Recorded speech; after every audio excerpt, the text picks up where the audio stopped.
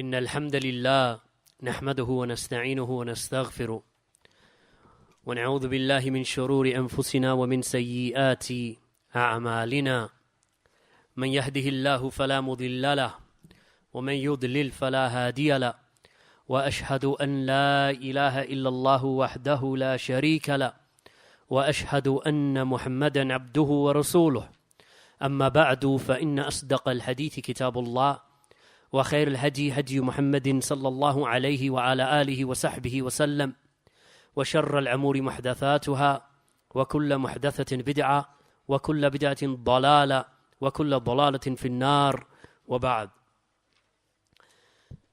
Last week we began the subject matter pertaining to the Quran, or that we began the statement or the explanation of the statement of the Mu'allif, and that is of course the great Imam Abu Muhammad al-Hasan bin Ali bin Khalaf al-Barbaharee rahimahullah ta'ala, this great Imam al-Barbaharee, who died in the year 329 after the Hijrah.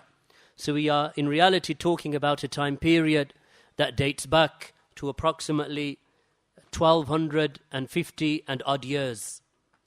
And this particular point here, which is point number 13 in your books, which was page number 139 for those of you who are working with me in the Arabic.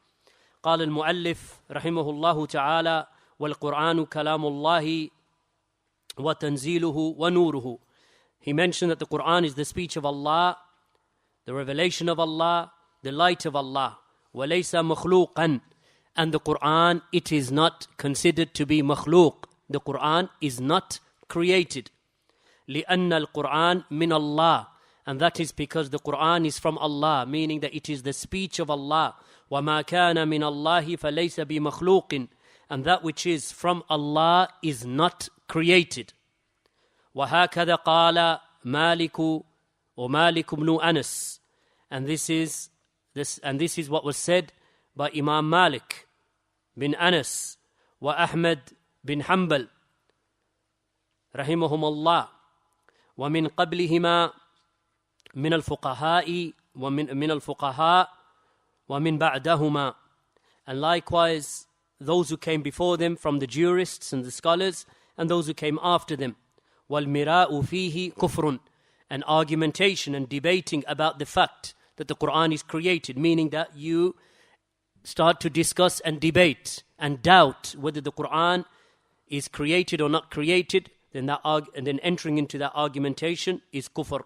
We reached the point where we mentioned and we began the statement of some of Ahlul Kalam. Ahlul Kalam here, of course, referring to the Asha'ira, the Kullabiyya, the Jahmiyya, the Mu'tazila. The first of those groups who started denying the Quran was the speech of Allah, and that the Quran was not created. Those who entered into that denial were the Jahmiyya. Of course, their founder, Jahm ibn Safwan. Then thereafter, the Mu'tazila. Then thereafter, the Kullabiyya, the Lafdhiyya, the Jahmiyya from the Lafdhiyya from the Jahmiyya. And other than them, the Asha'ira of today, the Maturidiyya of today. All of these individuals, the crux of their issue is that they deny that the Quran is not created. They believe that the Quran is created. This is their argument. That the Quran that we have with us today, they hold that it is created. And this is of course a belief of kufr. This is a belief of kufr. From those great scholars who stood up against this was in the time known as the time of the Mihna. The time of the Mihna was the time of the testing. This was a period of time around about 220 or thereabouts, let's say 215 or 218 after the Hijrah onwards. This was a period of time wherein which the great scholars were put to trial. From those great scholars, as I'm sure many of you are aware, was Imam Ahmad ibn Hanbal. Na'am. And I'm just making sure that that time period, of course, it began the imtihan of the ulama. It began in the year 218 after the Hijrah. So what happened was that the scholars were brought in, the great Imams. We are now talking, of course, now we're in the 15th century, 1434 after the Hijrah. This is what year we're in now. We are talking about the year 218 after the Hijrah. Over 1200 years ago, there was a time period when the Mu'tazila, that they began to affect the scholars, the rulers. And they influenced the rulers to such a degree that they convinced the rulers of this belief of kufr. What was that belief? Remember, this is now 1200 years ago. People are beginning to think now, or think in this time, that these deviations are only in our present times, such as the deviations of the Mu'tazila and the Aqlaniyya, or the Aqlaniyun, those people who rely upon the intellect over the Quran and the Sunnah, that this is a modern day innovation. Rather, it dates right back to the end of the era of the Sahaba radiyallahu anhum, in the time of the Tabi'een and the Atba'u Tabi'een. And from those great scholars who were put to trial at that time was from them Muhammad bin Sa'ad, Yahya bin Ma'in, Abu Khaythama, Abu Muslim, Ismail bin Dawood, Al-Jawzi, and other than them. From them Ali al-Madini, that these scholars were put to trial and they were brought in front of the ruler. And they were commanded to agree to the saying that the Quran is created. They were commanded with this by the ruler. The ruler at that time being affected and influenced by the ideas of the Mu'tazila, who held that the Quran was created. So those rulers, that they force or that they influence the rulers to such a degree that in every single masjid, and all of the scholars, and all of the teachers, and all of the madaris, all of the Islamic schools, that they were compelled, their teachers were compelled to say that the Quran is created, and that they would have to teach this to the people and concede that. So these scholars that I've mentioned, from them Yahya bin Ma'in, from the companions of Ahmad ibn Hanbal, from them Ali al-Madini, the great muhaddith, the Imam and the scholar, that they were put before the ruler. Many hundreds, if not thousands of scholars were threatened with punishment. Some of them were killed and executed. Some of them were beheaded. Some of them were put into prison up until they died. From the teachers of Imam al-Bukhari, from the companions of Ahmad ibn Hanbal. Some of them they signed. In fact, many of them they signed. Some of them they fled and ran and went into hiding throughout this time period. This time period, in the time of Imam Ahmad, there were somewhere in the region, in the time of Imam Ahmad alone, 9 rulers that put the people, that 9 rulers were present, and at least 4 or 5 of them put the people to trial. During the lifetime of Imam Ahmad, they had the ruler, Al-Ma'mun, Al-Mu'tasim, Al-Wathiq, Al-Mutawakkil. These were the rulers in the time of Imam Ahmad, and they tested the people. Al-Mutawakkil, who was the last of them in the time of Imam Ahmad ibn Hanbal, then he relented, made tawbah, and returned to the haqq. As for Al-Ma'mun, then he started the imtihan of the people, testing the rulers, and executing the people who did not agree with this aqidah of deviation. Al-Mu'tasim, likewise, tested the people with harshness. Al-Wathiq, it was during the end of the time of Al-Wathiq that it is said that Al-Wathiq repented before he died. That before the end of his era, that he repented. Al-Mutawakkil began again the mihna or the imtihan of the scholars, and it is said that Al-Mutawakkil, and indeed it is confirmed from Al-Mutawakkil, that he repented. Imam Ahmad ibn Hanbal rahimahullah ta'ala, that he used to command the scholars around him. He used to command them to be patient. That if you are patient and you remain steadfast and you do not give in, that Allah subhanahu wa ta'ala will give you a way out, will give you a makhraj from the fitna. So he used to command them.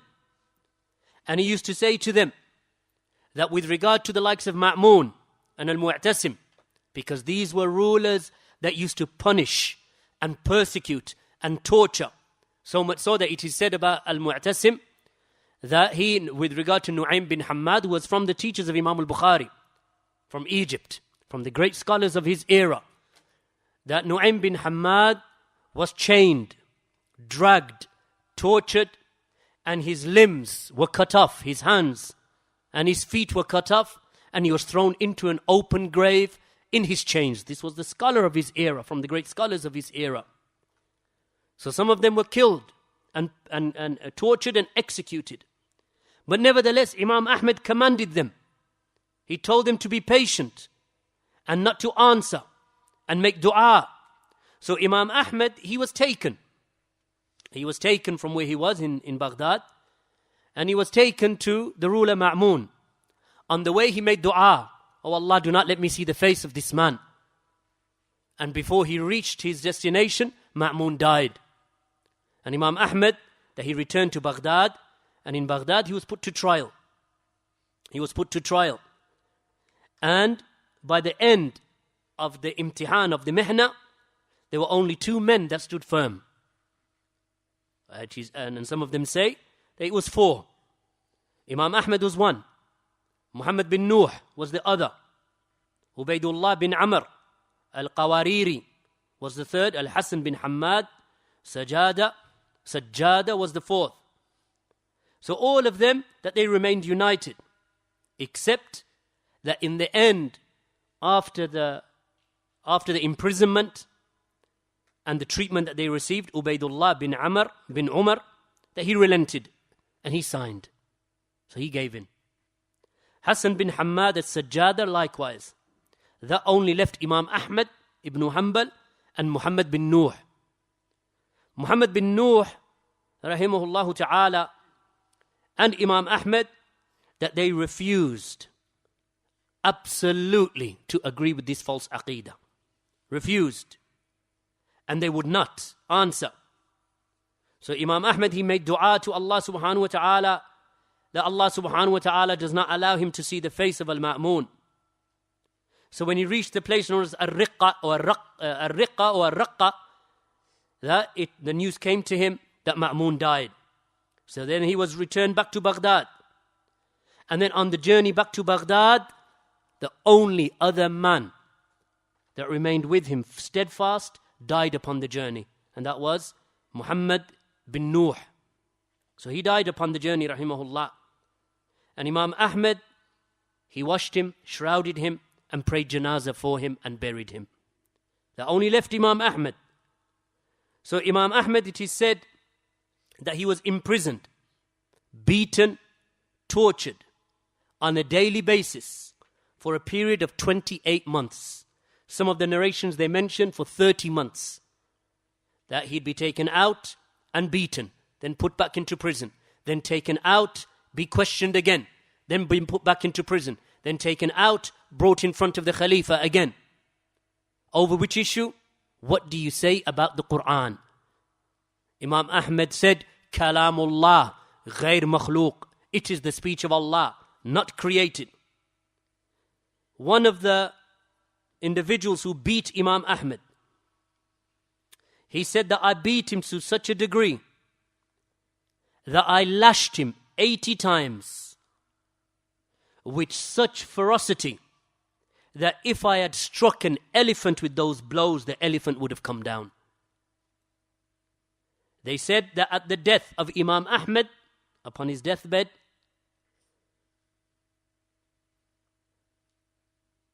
that upon his back, the lashes and the marks of the beatings that he received were still present upon his back.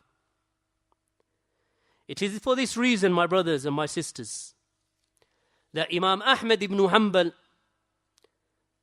rahimahullah ta'ala, Ali al-Madini said about him, this great Imam, he said about Imam Ahmad ibn Hanbal, that indeed Allah subhanahu wa ta'ala honored the religion on the day of Ridda by way of Abu Bakr as-Siddiq radiyallahu anhu. After the death of the Prophet sallallahu alaihi wasallam, when many of the Arab tribes, they left Islam and they refused to give the zakat, and a handful of them, that they stood up claiming to receive prophethood, Abu Bakr as-Siddiq, he stood firm and he fought against them and he held on and he had resolve. And on the day of the Mihna, Allah subhanahu wa ta'ala honored the religion by way of Ahmad ibn Hanbal. One of the great scholars of that era, Maimuni, rahimahullah ta'ala, He said that no one stood for Islam the way that Ahmad ibn Hanbal stood up for Islam. So some of the people, they said that Maimuni said that this is what Ali al-Madini said to me. He said, Ya Maimuni, ما قام أحد في الإسلام ما قام أحمد bin Hanbal. He said, O Maimuni, no one stood up for Islam the way that Ahmad ibn Hanbal stood up for Islam. So he said, so I was extremely amazed. I was extremely amazed at this statement of Maimuni. No one stood for Islam like Ahmad ibn Hanbal. وَذَهَبْتُ إِلَىٰ أَبِي أُبَيْدٍ الْقَاسِمِ bin Salam. So he said, I went to the great scholar, Abu Ubaid al-Qasim bin Salam. He has one of the earliest books in Aqidah. He said, so then I narrated to him the statement of Al-Madini, Ali al-Madini. So he said, Sadaqa. He said, indeed he has spoken the truth. Because on the day of Ridda, Abu Bakr as-Siddiq, he had Ansar. Who did he have? Helpers around him. On the day of Ridda, when those Arab tribes after the death of the Prophet ﷺ apostated, and they refused to give the zakat, and Musaylima stood up and he said that I am the new prophet. And he married a woman called Sajjah who said that I am the prophetess. He said Abu Bakr stood up and he said I will fight them by Allah. So much so that even if there is zakat payable upon the rope that goes around the neck of the camel, I will get that zakat from them. So Abu Ubaid al-Qasim bin Salam, he said, Sadaqa.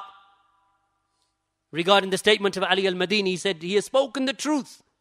For indeed on the day of Ridda, Abu Bakr as-Siddiq, he had helpers. Umar, Uthman, Ali, all of the Sahaba were with Abu Bakr. But when Ahmad ibn Hanbal stood up, lam yakun lahu ansar. He did not have any helpers with him. So he said, Wallahi, I do not know in Islam the likes of him. Meaning Ahmad ibn Hanbal. Not that he's better than the Sahaba, no. It means that Allah subhanahu wa ta'ala raised a man who was so amazing in his era that Allah subhanahu wa ta'ala gave him no helper, no supporters, except people who would support him silently, but no one who would stand and speak like Ahmad bin Hanbal would speak. So he's not like Abu Bakr and Umar in his virtue. They are more virtuous by far. But in terms of being alone, he was alone. He was alone and took beating and imprisonment over this issue. So that's why Shaykh al-Fawzaan, Hafidhahullah Ta'ala, has given so much importance to this affair. Last week we mentioned the affair of where this idea of stating that the Quran is created came from. And we mentioned that from those individuals who began this idea was Jahm bin Safwan. Jahm bin Safwan wasn't the first, he was executed. Because in those times, in the time of Jahm bin Safwan, which was almost a century before the Mihna, Jahm bin Safwan executed in 124. The imtihan and testing the people with this bid'ah began in the year 218, almost a century after the death of Jahm bin Safwan. And look, the seed which he planted. A seed which he planted, and he died in 120, actually was executed in 128. His teacher, Jad ibn Dirham, was executed in 124, 4 years before Jahm. So Jad ibn Dirham and his student, Jahm bin Safwan, these two individuals planted a seed a century before the imtihan began. When bid'ah begins, look, it began in the time of Jad ibn Dirham and Jahm bin Safwan, and when they began the bid'ah, what happened to them? They were executed by the hakim, by the ruler. But they planted a seed. That seed planted grew and grew up until by the year 218 after the Hijrah. Almost a century later, the rulers were influenced by the Mu'tazila to such a degree that the scholars were persecuted and tortured and imprisoned. Look, in a century what happened. That's what happens, my brothers and sisters, if we allow bid'ah to flourish. If we allow one innovation, one bid'ah, that opposes the usul of Ahlul Sunnati wal Jama'ah to flourish in this masjid, then know, my brothers and sisters, it would take 6 months, maybe even less, for that bid'ah to spread amongst the people. And we are surrounded in this city by innovations, ya ikhwan wa akhawat, that you could not enumerate. If I sat here now and I spoke for a week and a half, we would not be able to enumerate and count the amount of mukhalafat, amount of oppositions and innovations that are in this city alone, in Birmingham alone. From grave worship, from the wearing of taweez, from the celebration of the birthday of the Prophet ﷺ, making tawaf of the graves, making sajda at the qubur, calling upon Abdul Qadir al-Jilani, and calling upon Ahmad Raza Brelwi, calling upon the Messenger of Allah, Ya Rasulullah, calling upon Ali and Abu Bakr and Uthman and Umar, calling upon them directly, and making isti'ana at the graves.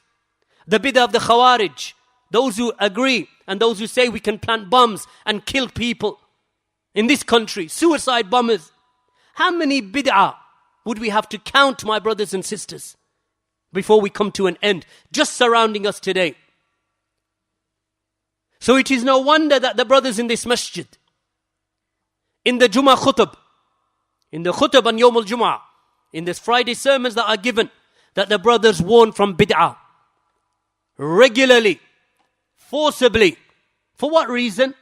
Because we are surrounded in an ocean of innovations and misguidance. The bid'ah there are people in this city who hold that the Quran that we read is created. They hold that this mushaf that we read, in which there is the words of Allah inscribed, they believe that this is created. There are people in this city who believe that Allah subhanahu wa ta'ala has no attributes, except those attributes must be explained away. There are people in this city who believe that Abu Bakr and Umar and Uthman and Aisha and the rest of the Sahaba were disbelievers, kuffar and munafiqeen. In this city, from the Shia. In this city we have Qadianis. In this city we have Sufi, Quburi, grave worshippers. In this city we have Naqshbandis. In this city we have all of those types of people. Ikhwan al-Muflisin and Jamaat al-Tabligh. Surrounded. Whichever direction you look, when you walk out of this masjid, whether you look that way or towards the east or south, or whichever direction that you look towards, you are surrounded by an ocean of innovation. So how foolish is the individual who would say that you people are refuting too much bid'ah? How foolish. Our brother Abu Hakim teaches tafsir on a Monday. Tafsir of Ibn Kathir. Is the whole of that refutation? He teaches Umdatul Ahkam on a Wednesday. Regulations of wudu and salah and hajj and siyam and saum and zakat and biyu', buying and selling. All of that is refutation. On Thursday we teach Sharhus sunnah. On Friday al-Ha'iyya, the Aqeedah of Ahlul Sunnati wal Jama'ah. On the Jummah khutbah, we teach you how to raise your children correctly upon the sunnah of Allah's Messenger sallallahu alaihi wasallam. When the month of Ramadan comes, we teach you the ahkam of Ramadan. When Hajj season comes, the brothers stand up on the mimbar and they teach you about the rights and the importance of Hajj. When bid'ah becomes prevalent and is affecting the brothers and sisters, then we refute the bid'ah. This is the way of Allah's Messenger sallallahu alaihi wasallam. So when we refute bid'ah and innovations and deviations, know for a surety the reason is because we are living in a society wherein we are surrounded by innovations of shirk and kufr and mukhalafat to the sunnah of Allah's Messenger sallallahu alayhi wasallam. That's why we speak about those affairs. We speak about the aqeedah of Ahlul Sunnah with regard to the Quran. Look, this bid'ah of the Quran. Which statement of the Quran? Those who said that the Quran is created. Jahm bin Safwan, he planted the seed. He took it from his teacher, Jad ibn Dirham. A century later, Ahmad bin Hanbal was being tortured. Who would have imagined? Who would have imagined that a bid'ah like that would begin? The man who began it is executed, and then his offspring and his progeny and those who took from him, a century later they control the whole Islamic empire. How, ya ikhwan? Why? Because when innovation is allowed to flourish, this is what happens. This is what happens. So when it is refuted, those who refute it are to be thanked by Allah subhanahu wa ta'ala. By Allah they should be thanked. The likes of Sheikh Rabi and Sheikh al-Fawzaan of this era, Al-Albani, Ibn Baz and other than them from their brothers of this era, they should be thanked for purifying the sunnah and purifying the minds and the beliefs of the people from this falsehood. So Jahm bin Safwan, the founder of this ideology, he used the notions of Greek philosophy. This is how it began. This individual starts reading Greek philosophy. Why? Because Islam is not enough for him.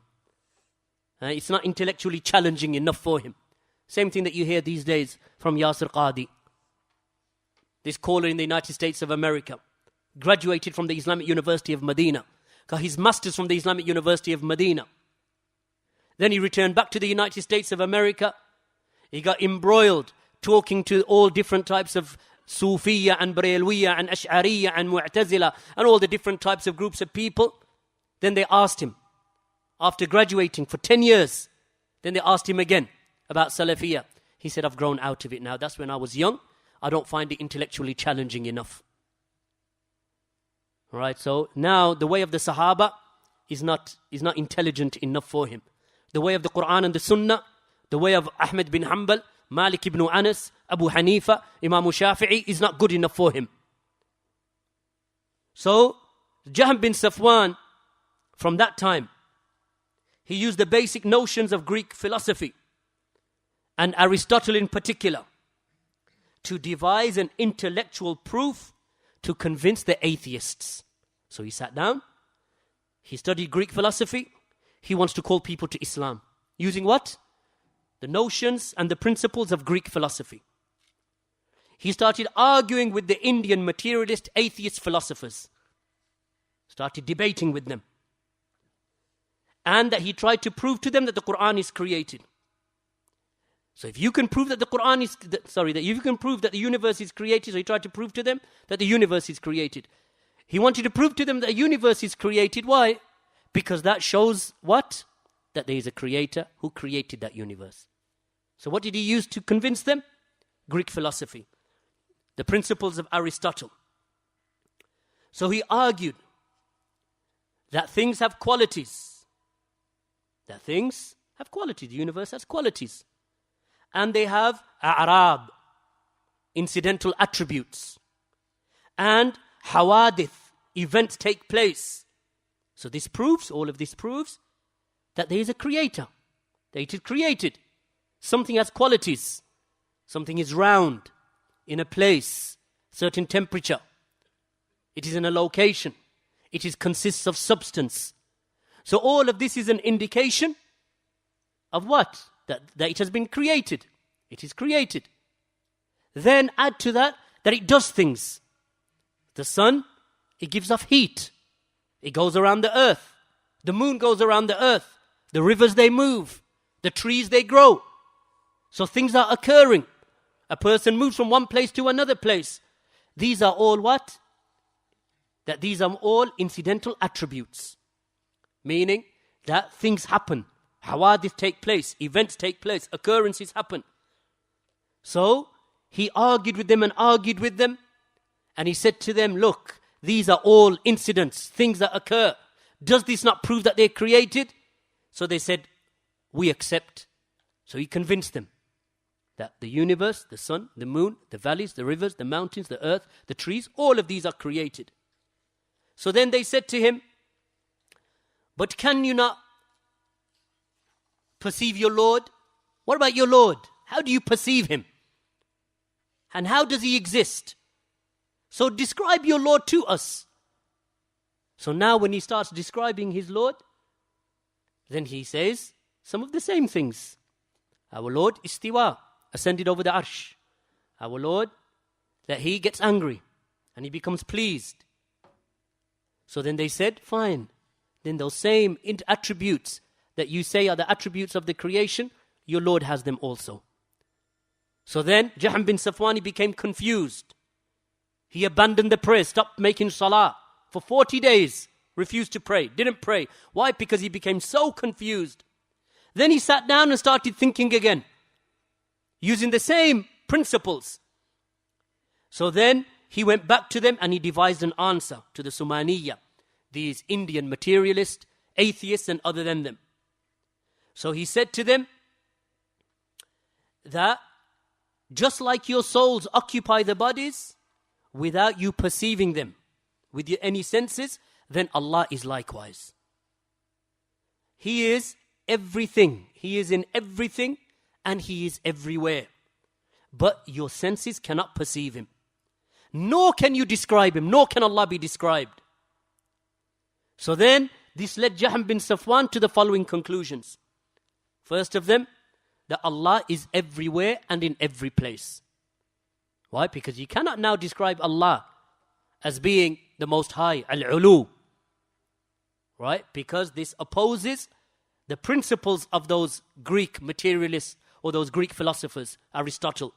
Why? Because one of the principles that they have is with regard to makan, a location. So, if Allah subhanahu wa ta'ala is high above, then using his principle, or using the Greek philosophical principles of philosophy, you have placed Allah subhanahu wa ta'ala in a location.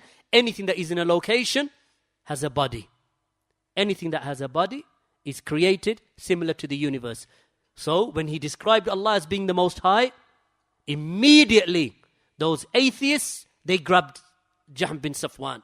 This is why he became confused and abandoned the prayer. So then he went back to them and he said that Allah is to be perceived just like the soul. Meaning that your senses cannot perceive Him. So He's everywhere without being perceived by the senses. So he made Allah subhanahu wa ta'ala as being everywhere. Before that, the scholars and ijma' and the Muslims were united upon the fact that Allah subhanahu wa ta'ala is above the seven heavens over His arsh. This belief of Jahm bin Safwan, is it present today or not? It's present. Speak to the average Muslim. Say to him, where is Allah? What will he say? Fi kulli makan. He'll say Allah is in every place. This aqeedah is the aqeedah of Jahm bin Safwan. The Sufis, they hold it today. Jamaat al-Tabligh, they hold it.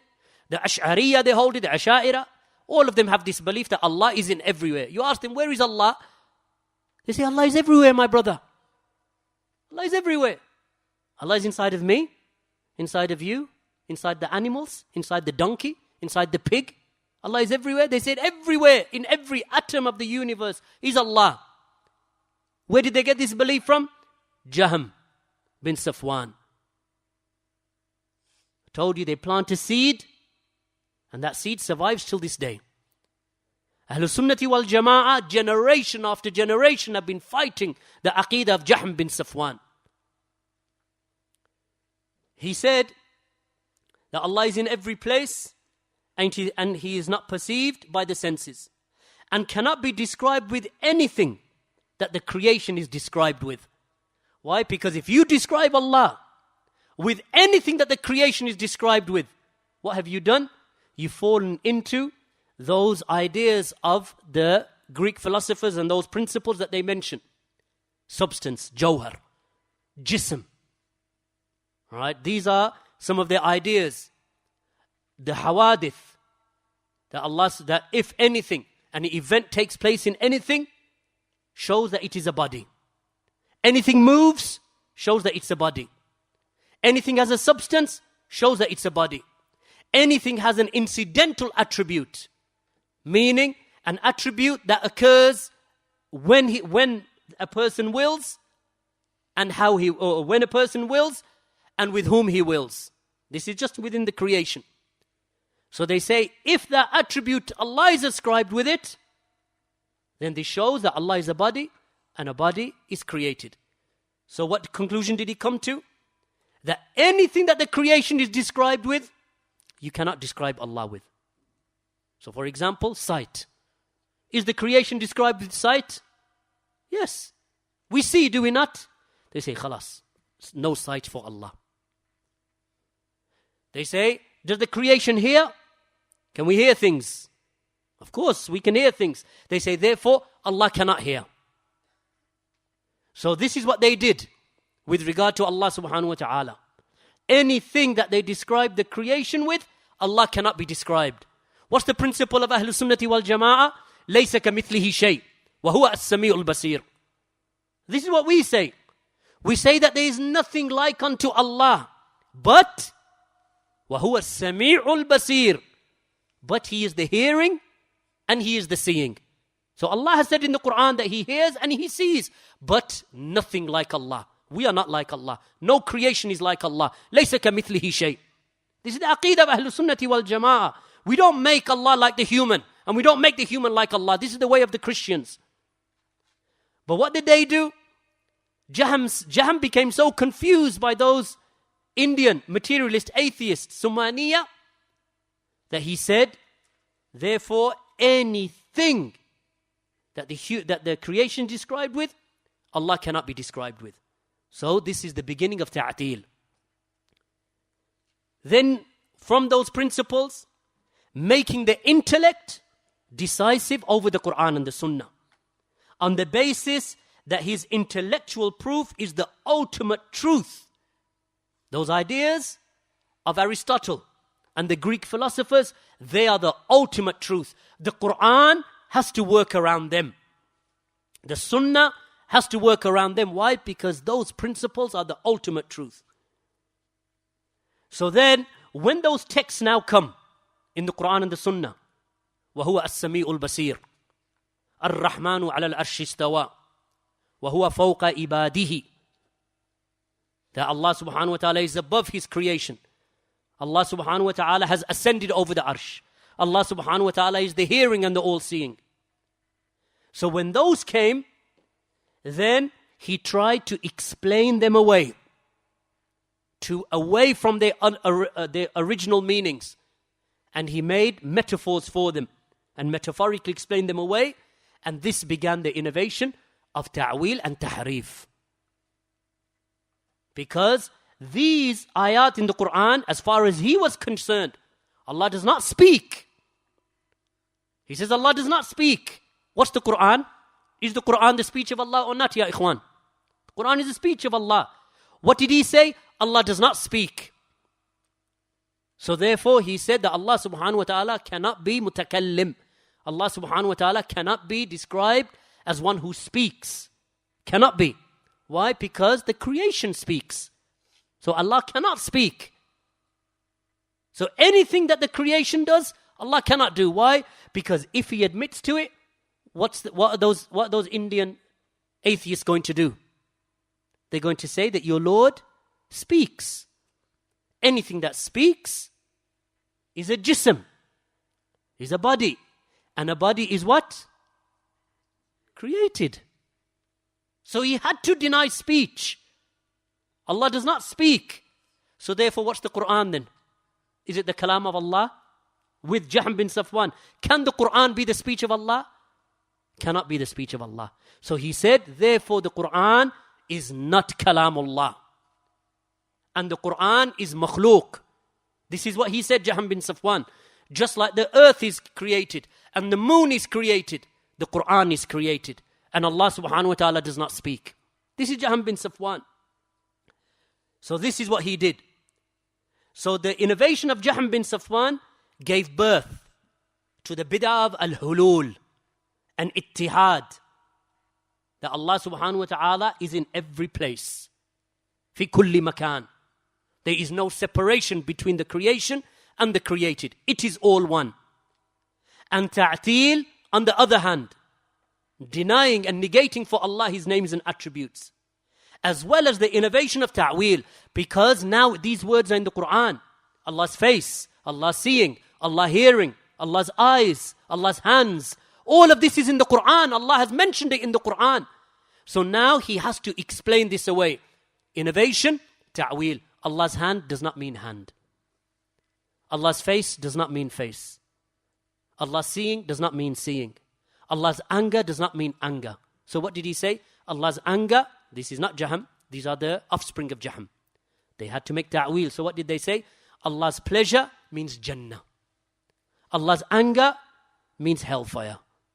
Allah's hand means power. Now Allah subhanahu wa ta'ala has no attributes anymore with these people. This is how they began. So they would say, Allah did not speak to Musa. Allah didn't speak to Musa. What does Allah say in the Quran? Allah spoke to Musa. What do they say? Allah didn't speak to Musa. Kallam Allahu Musa takliman. Allah spoke to Musa directly. What do they say? Allah didn't speak to Musa. Rather, if we accept, this is their argument, if Allah spoke to Musa, this is an event that has taken place. This is what they said, haditha. That this is an event that has taken place. Allah spoke. This means that before that, Allah did not speak to Musa. At that time and that place, Allah spoke to Musa. That's an event. And an event, if it takes place, if any event takes place in something, then that is an indication that thing is a body. If it is a body, it is created. So Allah did not speak to Musa. Look at them. Even till this day. The Ash'ariyah of today, they will not say that Allah spoke to Musa directly. They'll mention the ayah, Naam, Allah spoke to Musa, but they'll say, meaning metaphorically. It wasn't Allah who spoke, it was the tree that spoke to Musa. Allah created His speech in the tree, and the tree spoke to Musa. Right? They won't say that Allah spoke to Musa directly. If you tell them, did Musa alayhi salam hear Allah? Could he hear Allah subhanahu wa ta'ala, the voice of Allah? He'll say, no, abadan. Allah does not have a voice. Allah does not speak. Even the Ash'aris of today, which is the majority of those that surround us, are upon this aqidah, batila. So, they believe that the Quran therefore is created. Because if Allah spoke the Quran, it would consist of many instances of individual speech, wouldn't it? Alif, Lam, Mim. ذَلِكَ الْكِتَابُ اللَّهِ رَيْبَ فِيهِ. Individual instances of speech. So these individual instances of speech, they are occurrences. They are hawadith, incidental attributes that are occurring at a particular instant in time. And this would render Allah a body.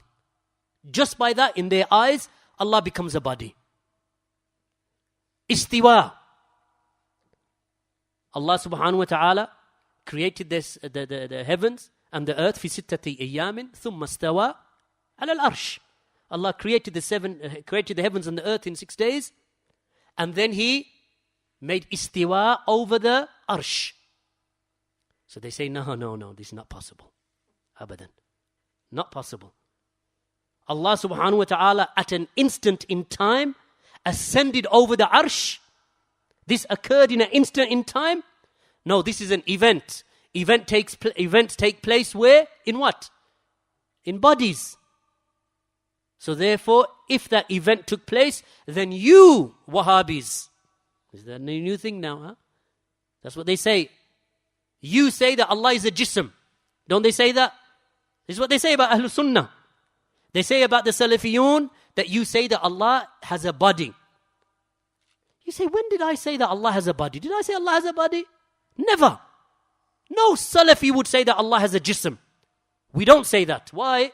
As Ibn Taymiyyah said, that the one who ascribes to Allah that has committed kufr. In one of his statements, he said that. Why? Because Allah subhanahu wa ta'ala did not say that He has a body. So why do they accuse us of saying that Allah has a body? Why? Because we affirm for Allah istiwa. And we affirm for Allah kalam, speech. And rising over the arsh. Allah ascending over the arsh. The nuzul of Allah. What do we say? The Prophet ﷺ said that Allah descends to the nearest heaven in the last third of the night.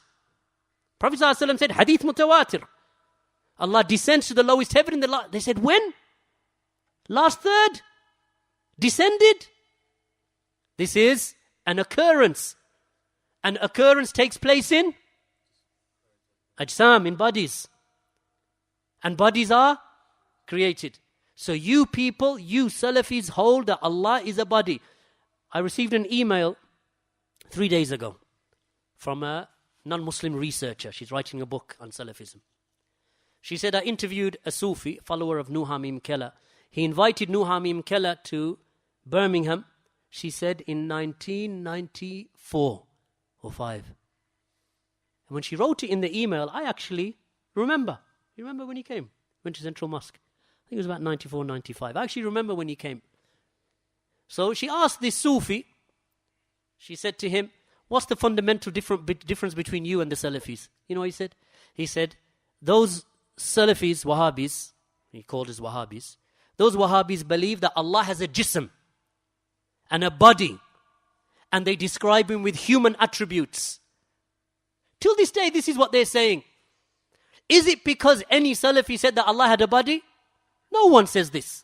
No alim in the dunya from Sharhus sunnah, from the Salafiyun, has ever said that Allah has a body. Not Ibn Taymiyyah, not Ibn Qayyim, not Bin Baz, not Ibn Uthaymeen, never. None of them say that Allah has a body. But they say that the Salafis say Allah has a body. Why? Because of this principle of jahm. That's why. This principle of jahm.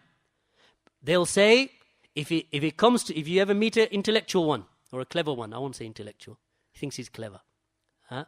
If you meet one of them, he will say, yes, you believe that Allah has a body, you compare Allah subhanahu wa ta'ala to His creation. How do we do that? Because you say that Allah made istiwa. You say that Allah ascended over His arsh. And you say that Allah spoke to Musa at a particular time, when Musa went to a particular location, and He spoke to him directly with a voice that Musa heard.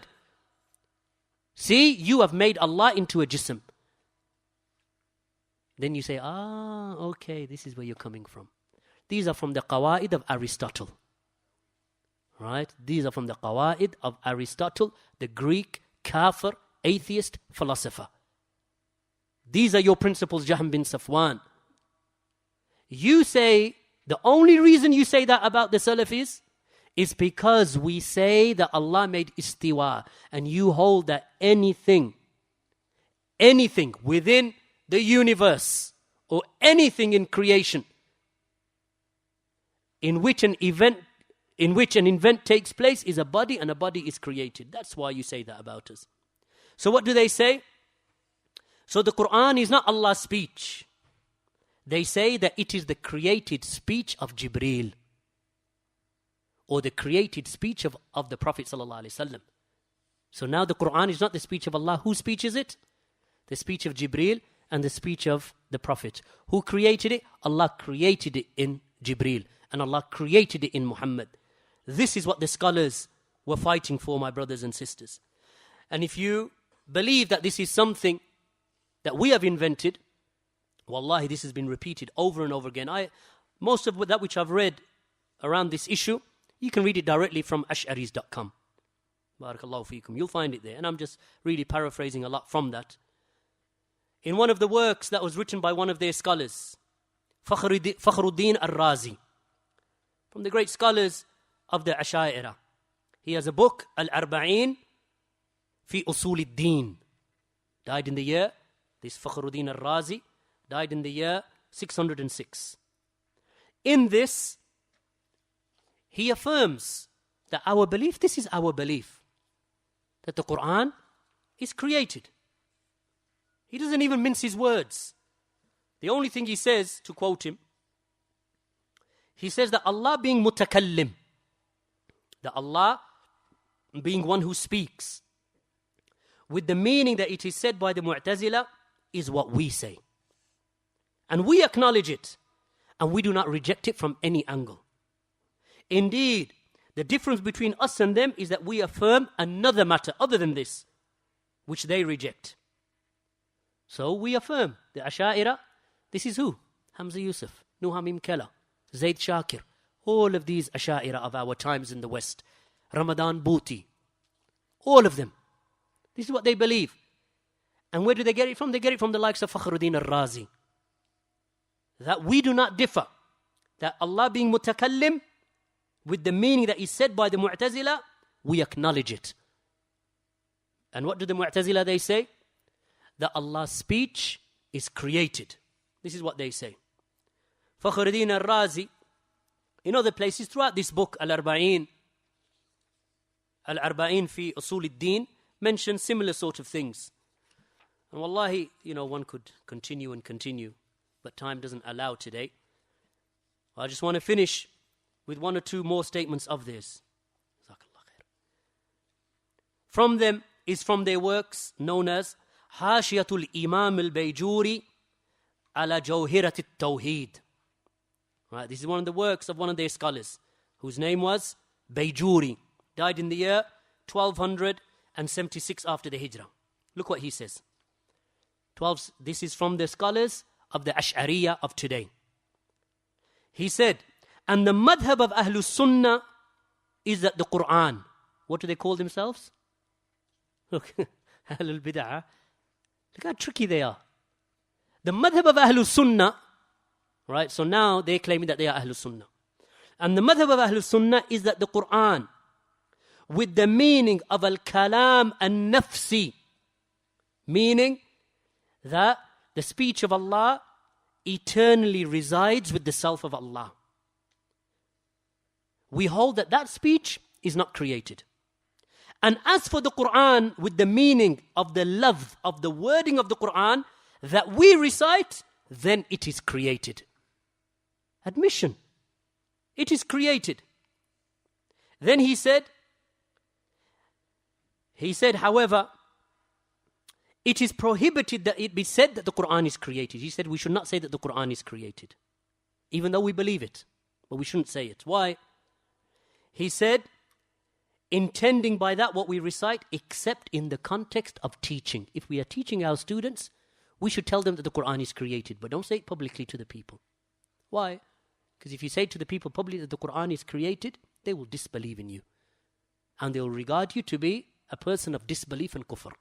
Why? Because if you say to any Muslim that the Quran is not the speech of Allah, the Quran that we are reciting today, it is not the speech of Allah, rather it is created, the average Muslim would run a mile away from you.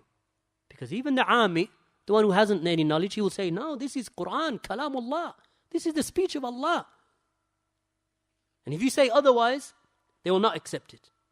He said that the Quran is created, we don't say that. Even though the Quran with the meaning of the love that we recite, it is created. But we don't say it publicly, except when we are teaching our students. So in private, they do it. Bayjuri, this is. This is what Bayjuri said. And there is more than that that can be said. If you go to, maybe next week, because we didn't actually even touch, and I didn't really want to move on with Sharhus sunnah Barbaharee, with the rest of the speech of Fawzaan, up until you understood the context of why. Because now in the next page, what he does is, he mentions that there are people today who say that the Quran, that this is just a difference of opinion. You don't have to argue whether the Quran is created or not created. Now you know where it comes from. Now you will understand why it is important that we understand why we say that the Quran is the kalam of Allah. It is the speech of Allah. غَيْرُ مَخْلُوقٍ. It is not created. And then, to be honest, there's much more that can be said. Maybe by next week I'll give you a printout so that when we read the next speech of Sheikh al-Fawzaan, you understand the context of why he becomes so severe against those people who say it's not important which position you take. Mas'ala khilafiyya. He said, no, This is not the position of the one who loves Allah, loves the Quran, loves the Sunnah. Rather, he is firm upon this issue with regard to the Quran. Upon that note, inshallah, we'll finish.